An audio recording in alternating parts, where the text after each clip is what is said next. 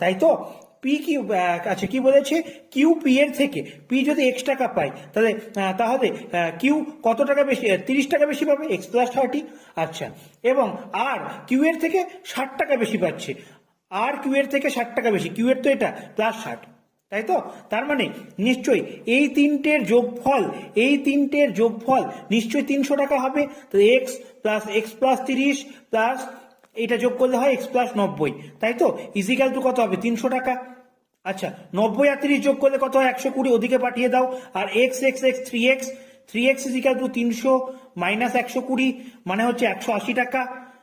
আচ্ছা, তো এক্স এর ভ্যালু কত হবে, 60 টাকা, 60। ওকে, তাহলে এদের অনুপাতটা কত হবে বলো তো?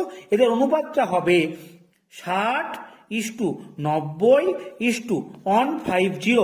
30 দিয়ে কাটাকাটি করো তো, 2:3:5, এটা হবে না পি কিউ আর এর অনুপাত।